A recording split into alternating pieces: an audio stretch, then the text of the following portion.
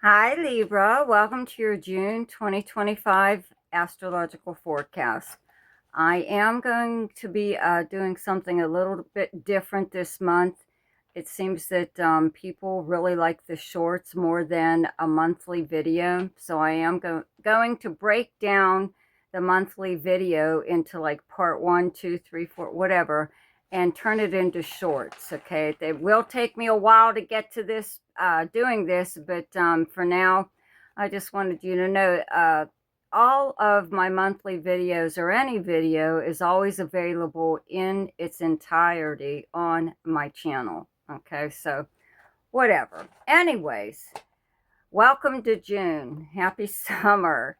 So, you know what? I think the big news for you is Neptune and Saturn moving into your opposite sign of Aries. Okay, they're both in Aries right now. Um, those of you born like at the first few days of Libra may notice a little bit of a difference.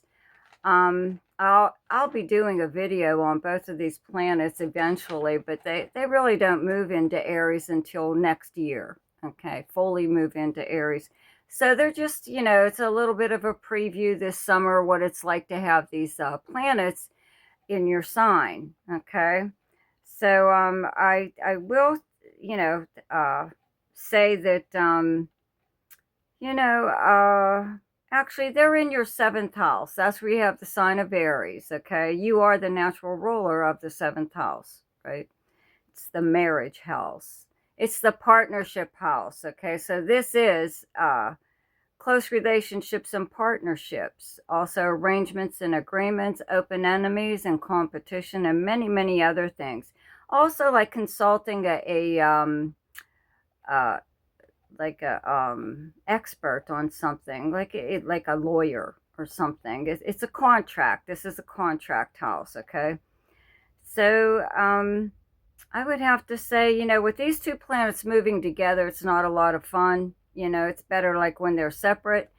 But with the two moving together,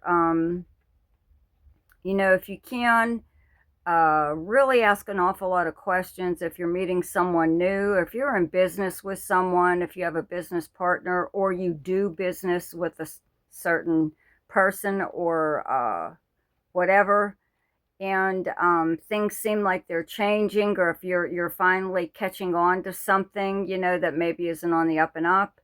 That's what these planets are here for. They're these planets, okay, Neptune governs illusion, Saturn governs reality. Okay, so if there was anything going on in, like within your close relationships, whether they're business, romantic, or friendship, right? It might start to come out now. You might start to notice it a little bit more. I'll go into more detail in a video. Okay, but for now, just wanted you to know that those two planets are in your opposite sign of Aries. Okay. So, anyways, the sun, though, is in Gemini up until the 20th. Mercury is still in Gemini up until the 8th, and Jupiter is still in Gemini up until the 9th, and it will move into Cancer. Okay, so it's been here like a whole year, and Gemini is a fellow air sign, so it did create the aspect of a trine. It's one of the nicest aspects you could have um, to whatever planet you have in Libra. Okay, so that was really nice. You still benefit from it. Um, with the sun in your ninth house, that's where you have the sign of Gemini, and Mercury and Jupiter being here right now. This could be the last time that you take that one trip, special trip that you've always wanted to take. When Jupiter is usually in your ninth house, that's what you do, is you take that dream trip that you've wanted all your life. So you could be doing something like that, or just possibly just being in touch with somebody who lives at a distance, possibly in another country. Ninth house is foreign countries, people, and languages. It's also long distance travel and communications, and the house of adventure. Okay, higher learning, media and publishing, legal matters. With the sun here, you could be getting into something, even learning something at this time, that you know, maybe you have already started something while Jupiter was here, right? So now you're like finishing that up, a class possibly that you're either attending or teaching, okay? Or you're just, hanging with like people from a completely different background than yours, okay? Different everything, and you're just like learning their ways. You may have adopted some foreign philosophy as far as your health goes, or like food that you eat, whatever. You're like really into at this time, anyways, different cultures and all the things, wonderful things that they have to offer. Okay. Now there's a full moon on the 11th in Sagittarius in your third house. It's directly across from your ninth house of long distance travel. Third house is local travel. It's usually like a day trip, overnight trip, or a weekend trip. And usually this is a, a road trip. Okay. Anyways, all forms of communication, including regular postal mail. This is the house of your everyday life, your neighbors, your neighborhood, siblings, cousins, all kinds of stuff. So something could happen. I think that you would just get some kind of communication, and it could come through regular postal mail. Okay, this is all forms of communication, including regular postal mail. So you could get something in the mail. It's I feel it's good news. It's bad news on top, or it's something maybe that you didn't want to have to do, maybe, but you did it. Okay, and you're glad you did it. Now it's done and final and finished and over with. And this is so much as even just speaking your mind, having a conversation with someone finally, and it could be a family member, it could be anyone though. But that's all. I don't think it's too big of a deal. Okay. I do have to say that the month does start off with Venus in Taurus. Okay, from the 6th on, it's here the whole time.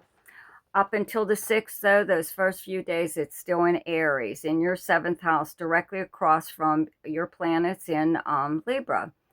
Okay, so Venus has been in Aries for a while, so it being in your 7th house, it's really smoothed over a lot of things within your close relationships and made them really a lot more affectionate, I'd have to say.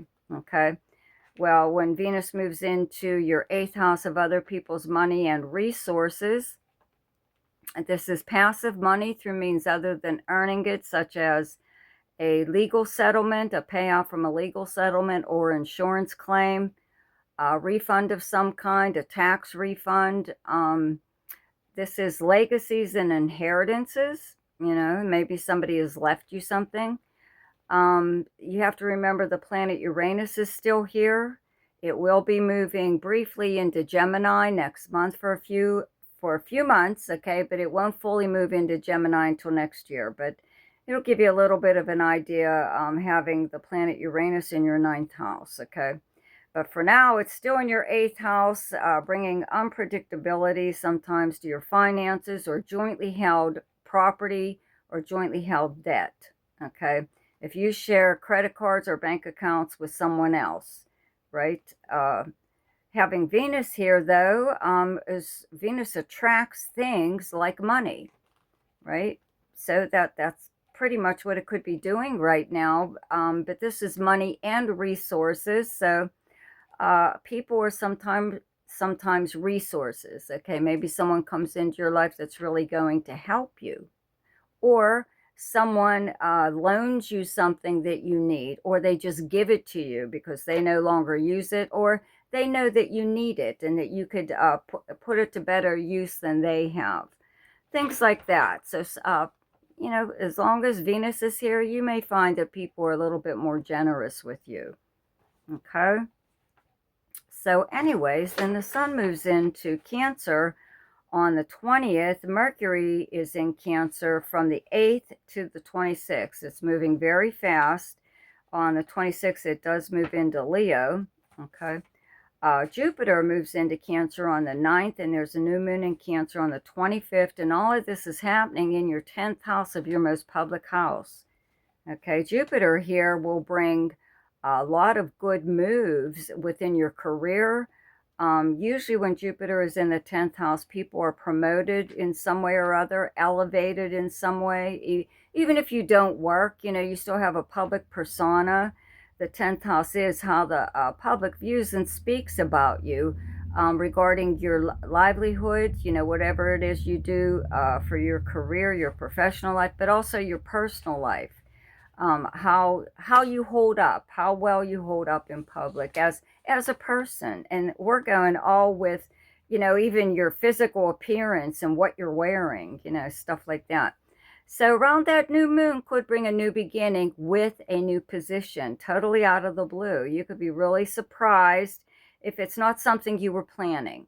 Okay, if you were not looking for another position, it just may come looking for you. But just know that Jupiter will be here for like a year. So there will be times throughout this year where you'll have opportunities to move ahead within your career or even your public life some way or other. There's a chance you could become a media darling if you're not already. Okay.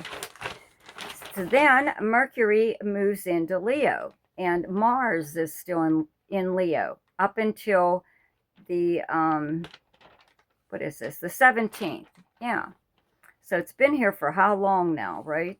Back and forth between Cancer and Leo, but now it's finally moving out of Leo and into Virgo and your 12th house. But up until like the 17th, it's still in your 11th house of socializing. Okay, your friends, acquaintances, where you would normally go to hang out. This is socializing in person or online. Any group or organization that you belong to, and also the house of dreams, hopes, and wishes. So it has energized you in this area. If you weren't going out before and mingling and seeing your friends and going to see like live shows or something, when Mars is here, it really made you want to do that. Okay. So Mercury being here from the 26th on just means that you'll have a lot more contact with your friends or acquaintances. And this could just be on social media. If you're not out there physically hanging out somewhere, you could just find yourself online a lot more, socializing with friends on social media. When Mars does move into Virgo, though, on the 17th, it's in your 12th house of behind-the-scenes activities by you or someone else. Secrets and confidences, the house of the subconscious mind. Dreams, the house of confinement. Hospitals, prisons, the house of charity, and many, many other things, okay? Now, when Mars is here, a lot of times, you find out that someone is acting behind your back. They're undermining you behind your back, okay? You're usually aware of who this person is. You already know, but it's because they're envious of you. They are jealous for whatever reason. They just have this attitude towards you at this time, okay? So that's why this is behind the scenes activities by you or someone else. Well, that is the someone else, but you are also moving in stealth, okay, behind the scenes, right? You are making plans for yourself, regarding yourself. What's your next move? When Mars moves into Libra, you'll put them in motion, but you're just like trying to cover your ass. You know what I mean? You're trying to get together a plan that is best for you. There may be other people planning what's best for them, right? So that's why you will plan to do what's best for you, okay? So you'll be really busy getting things together, even though you may not look like it. You may share whatever you're doing with people, or you may not. But you will when Mars moves into Libra and your first house. You'll release whatever to the world, okay? So that everybody will know what you've been up to. Okay, so the best time to do something each month is when the moon is in your own sign, and the moon is in Libra on the 4th, 5th, and 6th. Best time to lay low is when the moon is in your opposite sign, and your opposite sign is Aries, and those dates are the 18th, 19th, and 20th. The best time for romance, recreation, creativity, fun, gambling or speculation, and anything to do with children is the 1st, 2nd, 14th, 15th, 16th, 27th, 28th, and 29th. The best time for money is the 7th, 8th, 9th, 21st, and 22nd. The best time for your career is the 25th and 26th, and the best time for communication and travel is the 9th, 10th, 11th, 23rd, and 24th. So I hope you enjoyed your forecast for June. Happy summer. See ya.